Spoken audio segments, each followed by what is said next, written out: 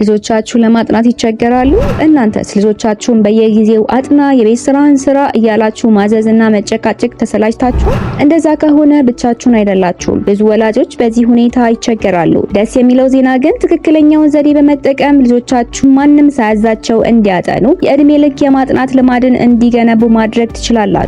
በዛሬው ቪዲዮአችን የልጆቻችሁን ጥናት ቀላል፣ ውጤታማ የሚያደርግና ልጆችን በግድ ሳይሆን ደስ ብሏቸው እንዲያጠኑ የሚያስችሏቸውን ውጤታማነታቸው የተረጋገጡ 5 ፓወርፉል የሆኑ ዘዴዎችን እነግራችኋለሁ። የመጨረሻውና አምስተኛው ቲፕ ደግሞ ልጆቻችሁ ራሳቸውን ችለው ለመማርና ለማጥናት እንዲነሳሱ የሚያስችላቸው ስለሆነ እንዳያመልጣችሁ ከወዲሁ ላስታውሳችሁ ፈልጋለሁ። እንጀምር። የመጀመሪያው ልጆቻችሁ የማጥናት ልምድ እንዲገነቡ የሚያስችላቸው የመጀመሪያው ፓወርፉል ዘዴ ልጆቻችሁን አክቲቭ የሆነ የጥናት ዘዴዎችን አስተምሯቸው።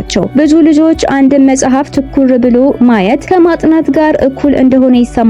ግን ደግሞ እንደዚህ አይነት ፓሲቭ የሆነ ንባብ ልጆች የሚጠበቅባቸውን ሙሉ ኢንፎርሜሽን እንዲይዙ አይረዳቸውም። ስለዚህ አክቲቭ የሆኑ የጥናት ዘዴዎችን መጠቀም አለባቸው። ለምሳሌ ከነዚህ መካከል ያጠኑትን ራሳቸው በሚገባቸው መልኩ ሰመራይዝ ማድረግ ወይንም ደግሞ በተለምዶ እንደምንለው አጤሬራ ማውጣትም ሊሆን ይችላል። ሌላው ደግሞ የተማሩትን ለሌላ ሰው ማስተማር እንዲሁም ደግሞ በአይምሯቸው ሀሳቦችን ለማገናኘት መሞከር ይጠቀሳል። እዚህ ጋርም ሳልነግራችሁ የማላልፈው ነገር ልጆቻችሁን ተመሳሳይ ነገር በተደጋጋሚ እንዲያጠኑ ከማድረግ ይልቅ አጠር ላሉ ጊዜያት እንዲያጠኑና ራሳቸውን በፈተና ወይም በኩዊዝ እንዲፈትኑ ማድረግ ሞር ልጆቻችሁ ኢፌክቲቭ እንዲሆኑ ያደርጋቸዋል። ሁለተኛው ልጆቻችሁ የጥናት ልምድን እንዲገነቡ የሚያደርጋቸው ዘዴ ደግሞ በተደጋጋሚ የምለው ነገር ከምታስቡትም በላይ በጣም ብዙ ጥቅሞች ያሉት ዘዴ ነው። ልጆቻችሁን ውጤታቸውን ሳይሆን ጥረታቸውን አድንቁላቸው። አንዳንድ ጊዜ ልጆች የጠበቁትን ውጤት ሳያገኙ ሲቀሩ ብስጭት ውስጥና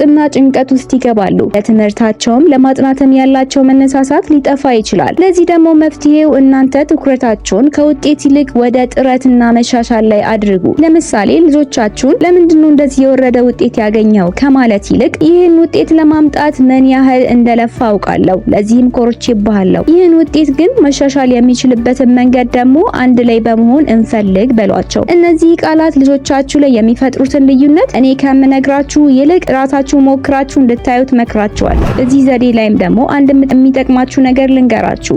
ልጆቻችሁን ለውጤታቸው ሳይሆን ቋሚ የሆነ ተግባርን እንዲያደርጉ ለማነሳሳት ትናንሽ ሽልማቶችን መስጠት ተግባሩ ልማድ እንዲሆናቸው ያነሳሳቸዋል። ሶስተኛውን ደግሞ ልጆቻችሁ የጥናት ልማድ እንዲገነቡ የሚያደርገውን ዘዴ ልንገራችሁ። እሱም ልጆቻችሁ ቋሚ የሆነ የሚያጠኑበት ጊዜ እንዲኖራቸው ማድረግ ነው። ልጆች ዕለት ተዕለት የሚያደርጉት ተግባር ከሆነ እዛ ተግባር ላይ ጥሩ እድገትን ማድረግ ይችላሉ። በቀን ውስጥ የተወሰነ የጥናት ሰዓት መኖሩ ብሬናቸው እንዲሰለጥንና ወዲያው ፎከስ ማድረግ እንዲችል ያደርገዋል። ጥናት እንደ የምግብ ሰዓት፣ እንደ መኝታ ሰዓት ልማድ መሆን እንጂ የመጨረሻ ሰዓት ራ መሆን የለበትም። በየቀኑ ለጥናት የሚሆን ቋሚ ጊዜን ምረጡ። ከትምህርት ቤት በኋላም ሆነ ከእራት በፊት ብቻ ግን ሰዓቱ ሁሌም ተመሳሳይ ሰዓት ላይ መሆኑን እርግጠኛ መሆን ይኖርባቸዋል። እዚህ ጋርም አንድ ጠቃሚ ነገር ላስታውሳችሁ። ልክ እንደ ፖሞዶሮ ቴክኒክ 25 ደቂቃ ትኩረት አድርገው ካጠኑ በኋላ 5 ደቂቃ እረፍት እንዲያደርጉ ማድረግ ልጆች አይምሯቸው ፍሬሽ እና አክቲቭ ስለሚሆን ፈለገውን ኢንፎርሜሽን አይምሯቸው እንዲይዝ ያደርገዋል። አራተኛውን ደግሞ ልጆቻችሁ የጥናት ልማድን እንዲገነቡ የሚያደርገውን ዘዴ ልንገራችሁ። እሱም ልጆቻችሁ የሚያጠኑበት ቦታ ከሚረብሽና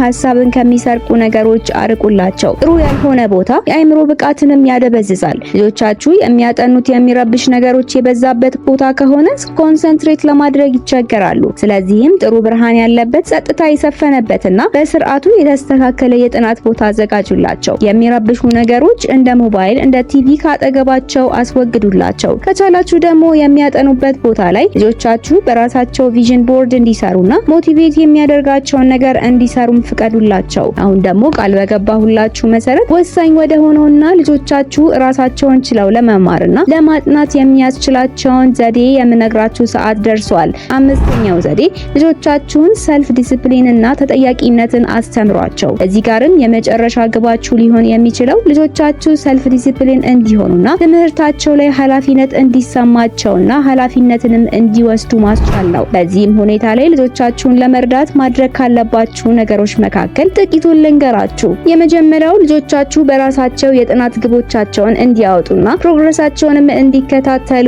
ፍቀዱላቸው። ሌላኛው ደግሞ በየቀኑ የተማሩትን አዲስ ነገር እንዲጽፉም አበረታቷቸው። ናቸው። ሶስተኛው ነገር ደግሞ አንድን ስራ ከአንድ ስራ እንዴት ማስቀደምና ቅድሚያ መስጠት እንዴት እንደሚሆን አስተምሯቸው። ይህም ጊዜያቸውን በአግባቡ ውጤታማ በሆነ መንገድ እንዲጠቀሙ ይረዳቸዋል። እዚህ ጋር የመጨረሻ ሰዓት ላይ የሚፈጠረውን መጨናነቅ ለማስወገድ የሚያጠኑበት እቅድንም ማውጣት አስፈላጊ ሊሆን ይችላል። እነዚህን 5 ፓወርፉል ዘዴዎችን በመተግበር ልጆቻችሁ የጥናት ልማድ እንዲያዳብሩና በትምህርታቸውም ውጤታማ እንዲሆኑ ማድረግ ትችላላችሁ። በተጨማሪም እነዚህ ዘዴዎች ልጆቻችሁ ኢንዲፔንደንት እንዲሆኑና በራሳቸው እንዲተማመኑ ማድረግ ያስችላችኋል። ሀሳብ አስተያየታችሁን ኮሜንት ላይ ብታጋሩን ደስ ይለናል። ይህን ጠቃሚ ቪዲዮ ለእናንተ ጠቃሚ ሆኖ ካገኛችሁት ላይክ እንዲሁም ለሌሎች ወላጆች ሼር ማድረግ አትርሱ። ለወላጆች አስፈላጊና ጠቃሚ ኮንተንቶችን ከፈለጋችሁ ሰብስክራይብ ማድረግ፣ ሁሌም የሚለቀቁ ቪዲዮዎች እንዳያመልጣችሁ ደግሞ የደውል ምልክቱን መጫን አትርሱ። ለአብሮነታችሁ እናመሰግናለን። በቀጣይ ጠቃሚ ቪዲዮ እስከምንገናኝ ቻው ቻው።